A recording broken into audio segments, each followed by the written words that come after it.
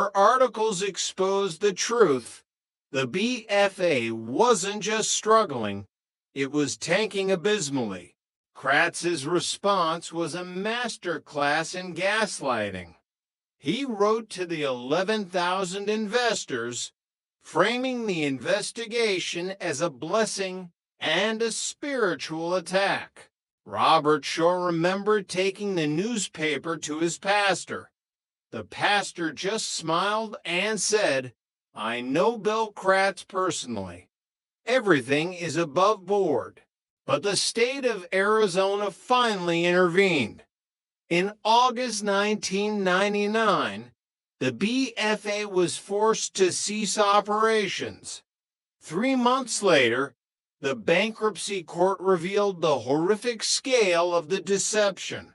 Nearly $600 million was owed. The assets were a fraction of that. The fallout was catastrophic. Bill Anderson, the 70-year-old who had found peace, was suddenly back in his garage, carving Uncle Sam ornaments for pocket change.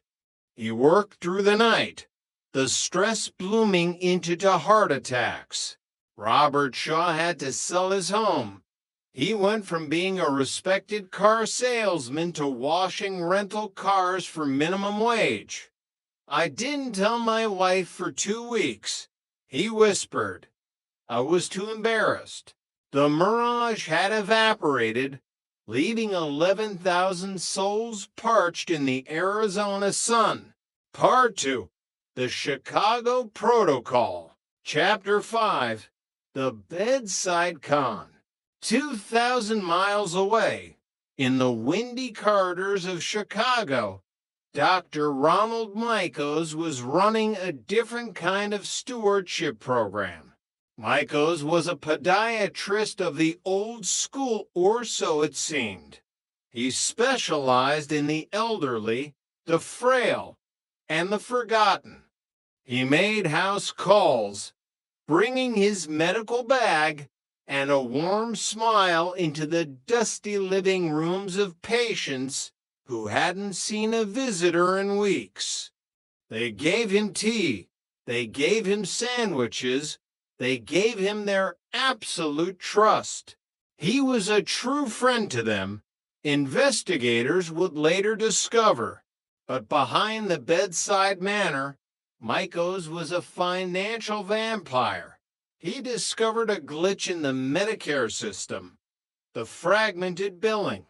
Instead of billing for a single surgery, he would bill for dozens of tiny procedures, often on the same toe, spread across multiple weeks.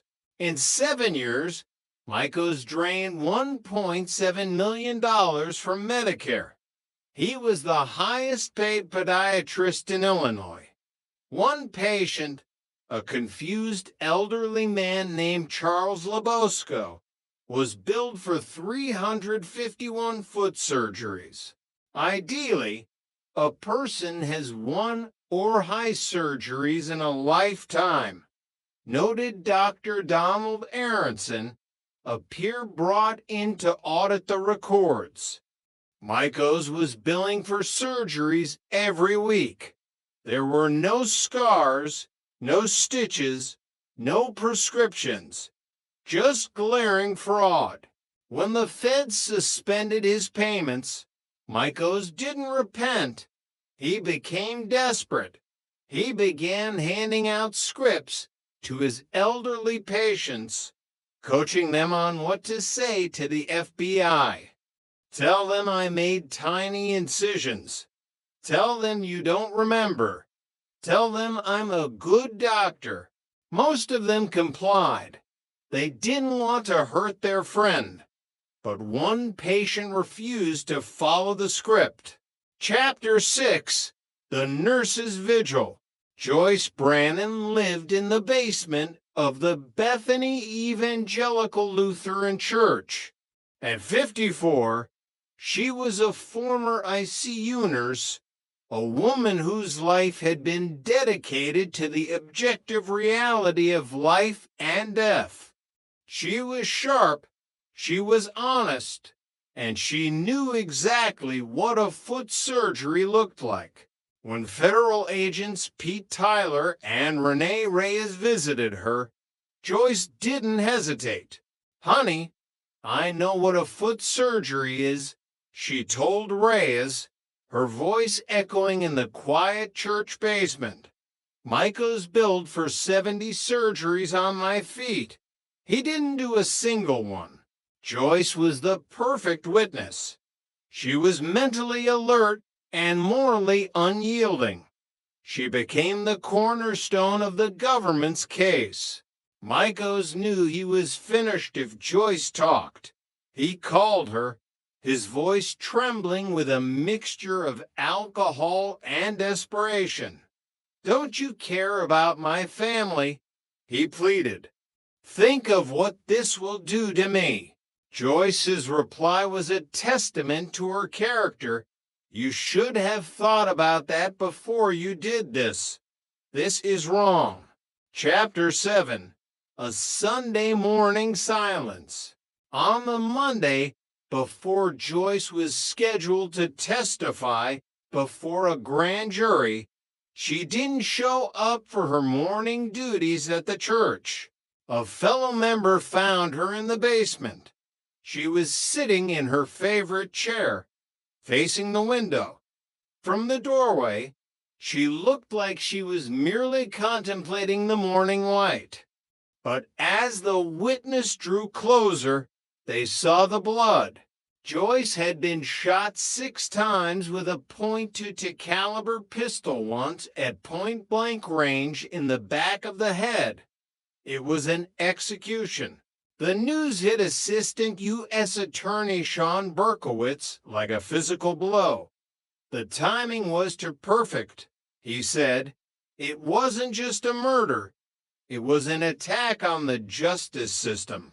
The white-collar investigation into a podiatrist's billing errors had suddenly become a hunt for a cold-blooded killer. Micah's life was already a wreckage.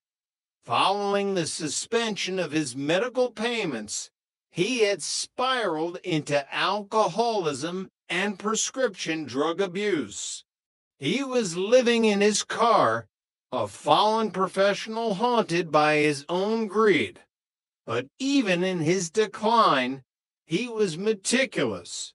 The feds searched his Palm Pilot. They found a digital diary of his betrayal. He had tracked every agent, every interview, and every patient. He had rated his witnesses. Those who lied for him were good. Beside Joyce Brannon's name, the notes were different. He had mapped out her church. He had recorded the hours of the Sunday services. He had noted exactly when she would be alone. Part 3. The Weight of the Cross. Chapter 8. The Smoking Gun. The investigation into the murder of Joyce Brannon was a race against time. The feds found a shell casing in Micah's car of .22 caliber. They found a box of ammunition in his storage locker. But the most damning evidence came from the suburban police department. 3 weeks before the murder, Micahs had been involved in a domestic squabble. The police had confiscated his guns because his license had expired. 3 days before Joyce Brannon was killed, Micahs had renewed his license and reclaimed his .22 caliber revolver. The good doctor had gone from padding bills to pulling triggers. In April 2005, Ronald Micahs stood trial. The prosecution presented the $1 million fraud, the digital maps in the Palm Pilot, and the ballistic evidence. The jury took less than a month to decide. Micahs was convicted of fraud and murder. In a rare move for a federal case, he was sentenced to death. He now sits on death row in Terre Haute, Indiana, a man who thought he could outsmart both